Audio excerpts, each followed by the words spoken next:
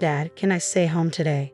The 8-year-old boy asked, pushing his pancakes around his plate with a dollop of jam. Yegor looked up from packing his son's backpack, his expression softening. No, Vanya, I can't leave you alone all day.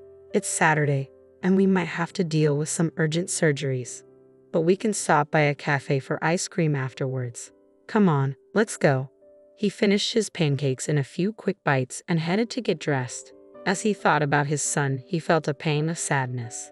Leaving Vanya alone at home was always tough, especially since Yegor had been working as a surgeon at a private clinic for the past 5 years. When Vanya was just 3, his wife had left him. She packed her things and left with a truck driver, leaving Yegor to manage alone. "You ruined my life," she had shouted as Yegor came home to find her with another man. "You made me have this child without even asking if I wanted one. Now, if you want to play house, do it without me." With that, she grabbed a few belongings and walked out. Vanya cried at first, missing his mother who had been part of his life. But over time, he began to forget. When he asked Yegor about his mother, since all the other kids had one, Yegor could only explain that some things were beyond his control. At the clinic, the nurses adored Vanya, showering him with sweets and teaching him how to bandage wounds. Everyone understood how hard it was for Yegor to manage alone, so they made accommodations, letting him bring Vanya to work. "Vanya, help me with the vitamins for the patients. Call Semenov from the 5th ward for his shots. Ivan Egorovich, could you please pass me the stethoscope?" Vanya was always busy, sometimes doing his homework at his father's desk while Yegor was in surgery or on rounds. He was a diligent student and well-behaved. Vanya also visited the patients, greeting them and asking if they needed anything. The patients looked forward to his visits. His presence brought a fresh perspective to their routine days. Vanya would chat about the weather and the interesting things he had seen, and many noticed that they felt better simply from having him sit with them, talk, or hold their hand. When a patient's condition didn't improve despite the medication, Vanya would often greet them, hold their hand, or gently place his own hand on their clenched fist or warm palm. Remarkably, the next day, their condition would often show significant improvement. While no one truly believed he was a magician or healer, there was a hopeful, almost unspoken belief in the possibility of a miracle. "Vanya, could you be a good helper and fetch the thermometer from the 3rd ward for Grandpa Petrovic?" the nurse asked, handing him a simple task while she organized pills into cups. The 3rd ward was a bit isolated, with a faded, worn-out number on the door. The clinic was in the process of updating its signs, and this one had yet to be replaced. Vanya quietly opened the door, planning to ask who Grandpa Petrovic was, but was surprised to find only one bed inside. Nearby were some unfamiliar, sharp-looking instruments. He stepped in cautiously and approached the bed. Lying there was an elderly woman who reminded him a bit of their neighbor. She was hooked up to various tubes and wires and appeared to be sleeping. Intrigued, Vanya tiptoed closer to get a better look at her face. Her eyes had delicate wrinkles, and her lips seemed to curve into a gentle smile. She must be a kind person, Vanya thought. I wish I had a grandmother like her. As he sighed and prepared to leave, he accidentally brushed his hand against hers. At that moment, something strange occurred. It felt as if Vanya was in a dream, watching scenes unfold from the side. He saw glimpses of her life. She was with a man in a white coat, then she was brought home by ambulance, and later she was seen emerging from a house with a bundle while the man brought her flowers. He saw her sitting on a couch, crying bitterly as the man comforted her. Then the images blurred and faded, leaving the final scene of her looking older and alone. At that moment, the door to the ward swung open. "Vanya, what are you doing here?" Yegor asked, standing in the doorway with surprise. Vanya, startled, quickly pulled his hand away, causing the visions to vanish. He stood there, looking around with a puzzled expression until his eyes met his father's, pulling him back to reality. "What happened to this lady?" Vanya asked, looking up at his father with concern. "She's in a coma," Yegor explained. "She fell down the stairs and lay there for a long time before anyone found her." "Why didn't anyone help her?" Vanya's sympathy grew as he approached the bed again, feeling a pang of sadness at her isolation. She fell early in the morning. Her neighbor noticed she didn't come out for her usual evening walk and went to check on her. When she didn't answer the door, they had to call the police to break in. She had been unconscious for a long time. "But you didn't answer my question."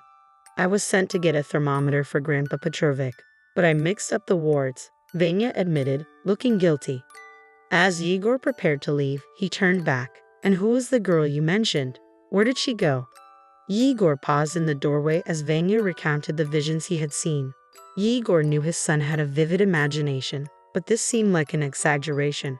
It sounds like you've been watching too much TV or sci-fi, Yegor said, trying to mask his frustration.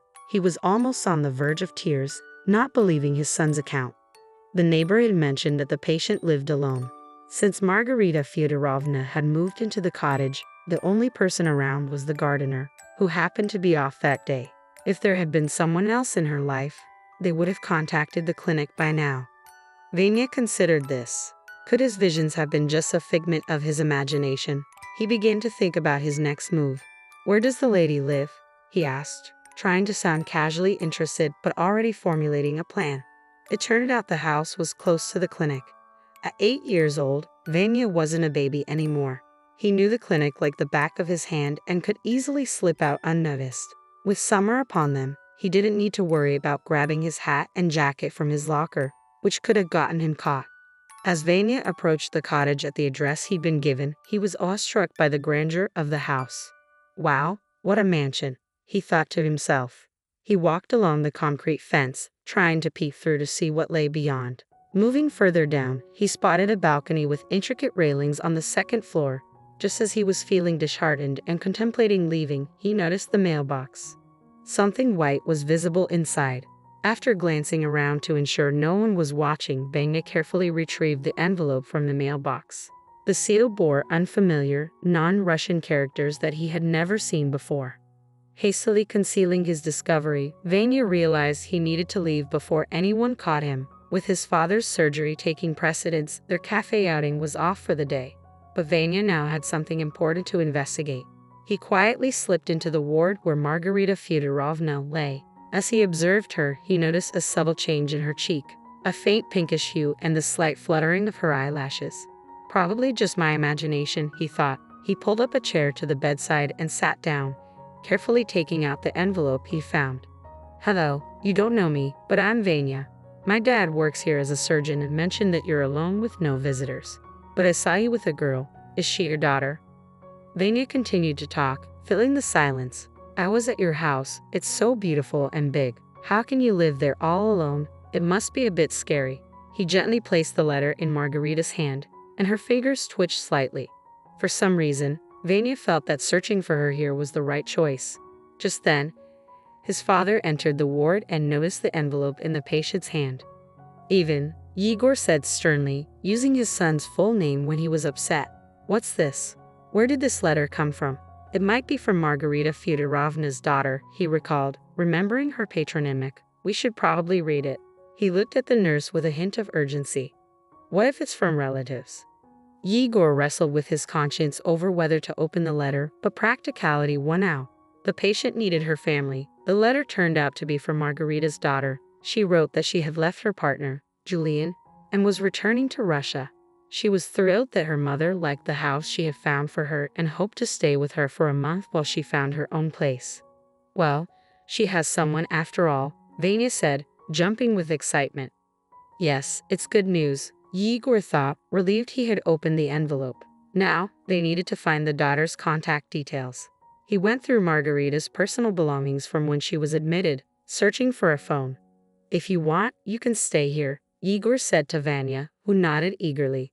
When they finally found Margarita's daughter, Yegor was grateful that her phone wasn't locked. It was easy to find her contact details. After a few rings, the line connected. The daughter was at the airport, preparing to fly home to her mother. Yegor quickly explained the situation to her. She arrived with her suitcase and was ushered to Yegor.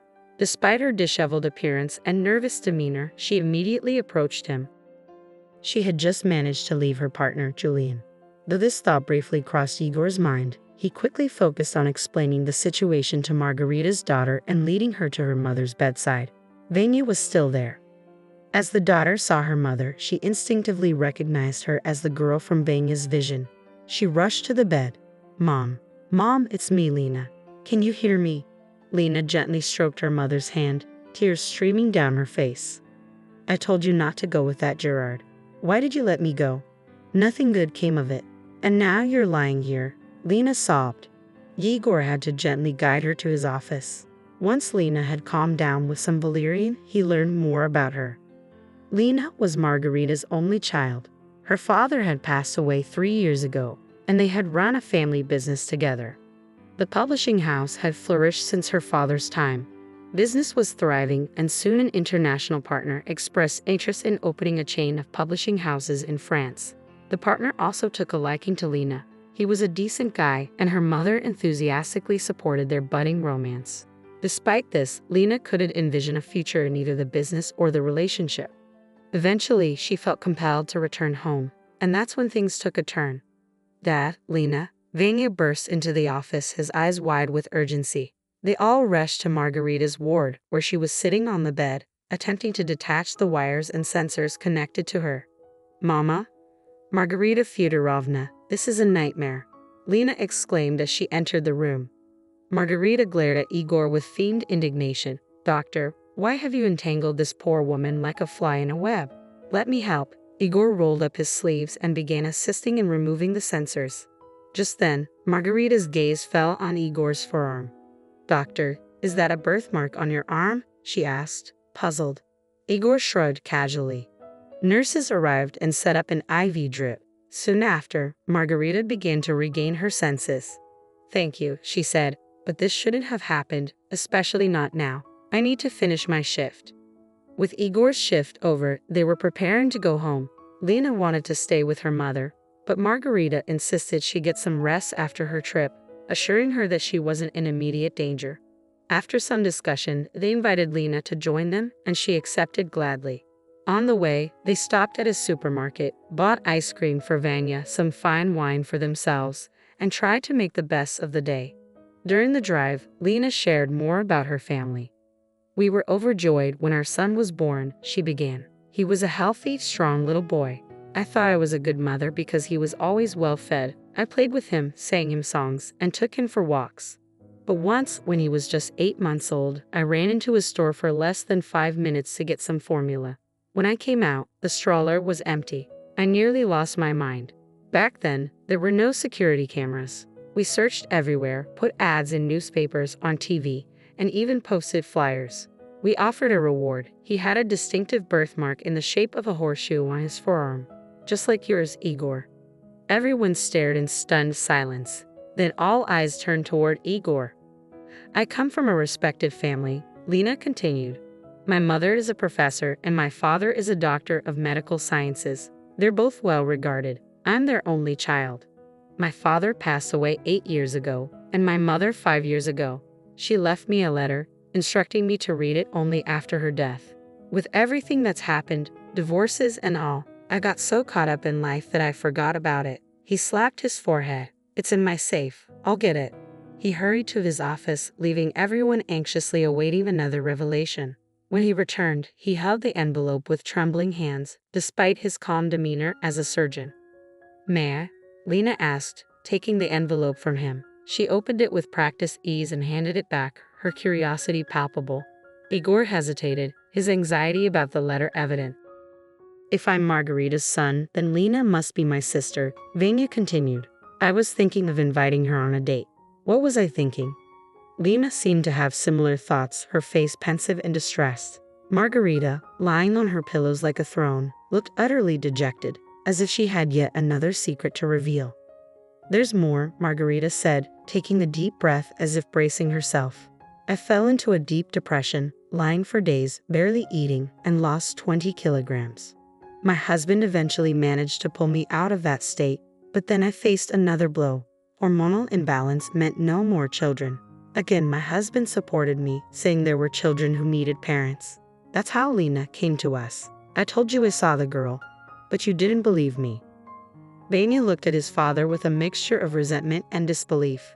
Igor was stunned, at a loss for words. The emotions were overwhelming. Everyone realized they would need to process this on their own. Nyusha remained calm. As if in a dream, he took Lena's hand again. He recalled seeing her leave with a bundle, her father greeting her with flowers. And now, grown up and facing his own reality, Thank you for staying with the story until the end. If you enjoyed it, please support it with a thumbs up. All the best.